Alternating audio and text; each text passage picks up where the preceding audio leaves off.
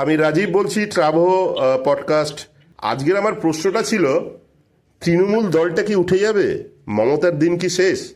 এই প্রশ্নটা বিজেপির মুখপাত্র সুদীপ্তদার কাছে, সুদীপ্ত গুহ মহাশয়ের কাছে, যদি বলেন এর উত্তরটা। দেখুন, আমি যেটা দেখছি, সত্যি কথা বলছি, আমি যে দিকে চাই দেখে অবাক হয়ে যাই। এখন বোধহয় সঙ্গে আছেন শুধু মদন মিত্র এবং কুণাল ঘোষ, যাদের নাকি সবচেয়ে বেশি ক্ষতি চেয়েছিলেন মমতা ব্যানার্জি, আর ববিরাগী যার সবচেয়ে বেশি ক্ষতি চেয়েছিলেন অভিষেক ব্যানার্জি। আমার এবং এদের যে ভূমিকাটা, সেটা ভূমিকা দেখে আমার সেই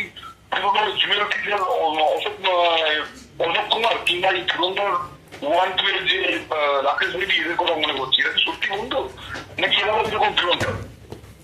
আর দ্বিতীয়ত হচ্ছে, আরেকটা খবর পেলাম, যেটা আমি শুনে চমকে যাচ্ছি, যে পার্টি যদি এদের হাতছাড়া হয়, তাহলে পুরো পার্টির ফান্ড নাকি নতুন যে পার্টি আছে সেখানে দাঁড়িয়ে যাবে।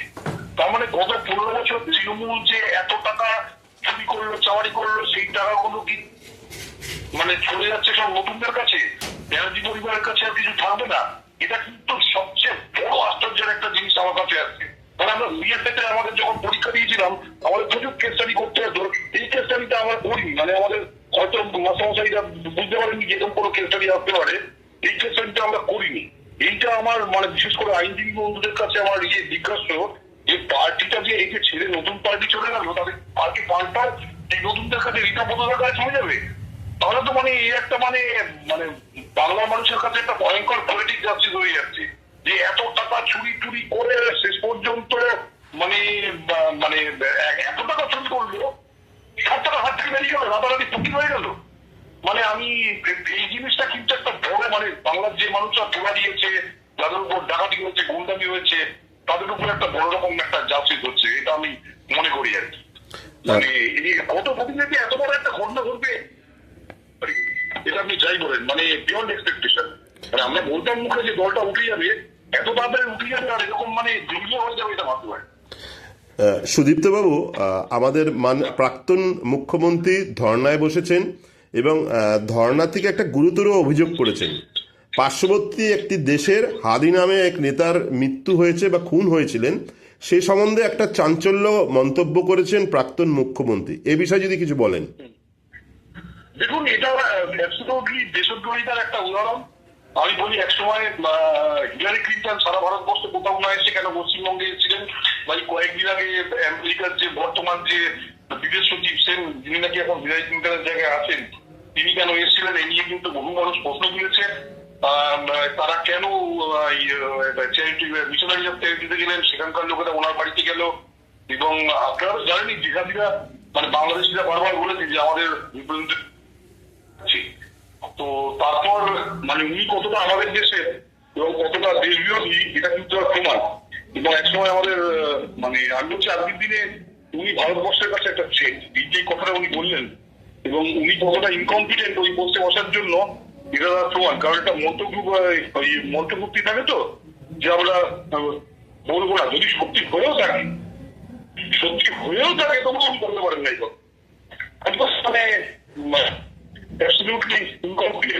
ওই পোস্টে বসার জন্য 15 বছর আমরা তাকে বসিয়েছি, আমাদের ভেবে দেখতে হবে এই ব্যাপারটা।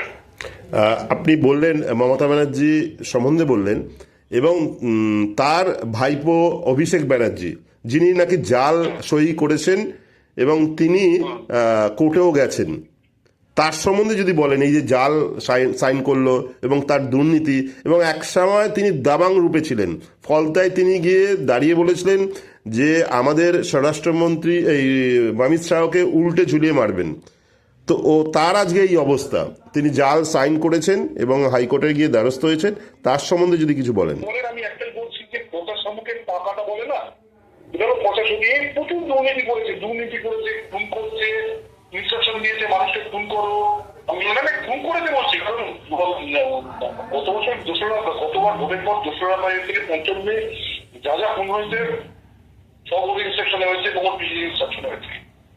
তারপর সেইগুলো এইরকম ভাবে প্রশাসনকে পা কাটবে আমি ভাবতে পারিনি। এবং ও চুরি করে তোর টাকা পয়সা এমন একটা জায়গায় রেখে দিয়েছে, বা এমন ভাবে রেখেছে, বিভিন্ন রকম দম নিয়ে বলতো যে আমাকে কিছু করতে পারবে না।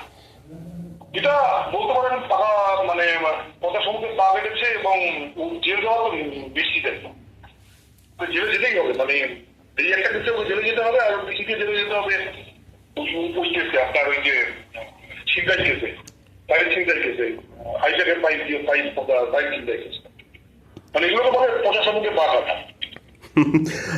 অভিষেক ব্যানার্জি, মমতা ব্যানার্জি যাদের আজকে বিরোধী হওয়ার কথা ছিল তারাই আজকে জেলে যাবেন এবং তারাই নিজেরাই সামলাতে পারছে না ঘর। আপনি আগত দিনগুলোতে কি রাজনীতি হতে পারে?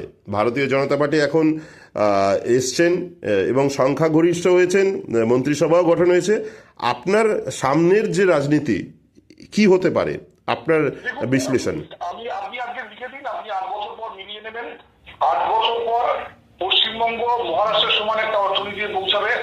Kolkata will be equivalent with Mumbai এবং দুটো নিউ ক্যালকাটা টাইপের তৈরি হবে। এখানকার দুর্গাপুর, যেগুলো নাকি বিধানচন্দ্র রায়ের স্বপ্ন ছিল বা তৎকালীন অন্যান্য নেতাদের প্রফুল্ল চন্দ্র সেন বা মেঘনাথ শাহ, শ্যামাপ্রসাদ মুখার্জিদের যে স্বপ্ন ছিল, শিলিগুড়ি, দুর্গাপুর, খড়গপুর, হলদিয়া, কল্যাণী এবং আপনার মুর্শিদাবাদ, এগুলো কিন্তু মানে বেঙ্গল আর একটা থেকে মানে কলকাতার জন্য থাকবে না, বেঙ্গলটা কিন্তু গুজরাট মহারাষ্ট্রের মতো বেশ অনেকগুলো বেঙ্গলের অর্থনীতি তৈরি হবে। বেঙ্গল একটা খুব ভালো জায়গায় যাচ্ছে, আমি এটুকু বলছি। এবং যে শ্রোতাদের কাছে আমার একটাই আবেদন, ছেলে মেয়েকে পড়াশোনা করান, খুব ভালো সময় আসছে, খুব ভালো সময় আসছে বেঙ্গলের জন্য। ছেলে মেয়েকে পড়াশোনা করান। একজন খুব ডিসিশন মেকার, একজন চিফ মিনিস্টার এসেছেন আমাদের এখানে, তার সঙ্গে বড় রকম সাপোর্ট দিচ্ছেন, বড় বড় সব লোকেরা আছে। মন্ত্রিত্ব আপনারা দেখেছেন, সব বড় বড় লোকেরা, সব পিএইচডি, এলএলবি, এমবিএ ডক্টর, সব বড় বড় লোকেরা আছেন। তো আমি একটা কথা বলছি, বেঙ্গল কিন্তু ভালো দিকে যাচ্ছে, মানে এই নিয়ে কারো কোনো সন্দেহ থাকা উচিত না। আমরা কথা বলছিলাম সুদীপ্ত বাবুর সাথে, সুদীপ্ত গুহ মহাশয়। উনি একজন টেকনোক্র্যাট এবং ফরচুন কোম্পানিতে উনি অনেকদিন দীর্ঘ বছর কাজ করেছেন এবং আমরা চাই যেমন মন্ত্রিসভা হয়েছে এরকম ওনাদের মতো শিক্ষিত মানুষ, অভিজ্ঞ মানুষ আছে। আমরাও চাইবো সুদীপ্তবাবুর মতো এগিয়ে আসুন আমাদের এই সরকারটাকে, আমাদের এই রাজ্যটাকে এগিয়ে নেওয়ার জন্যে। অসংখ্য ধন্যবাদ সুদীপ্তবাবু আমাদের এই ট্রাভো পডকাস্টে আসার জন্য। ধন্যবাদ। ওকে, ভালো রাখবেন, সুস্থ থাকবেন।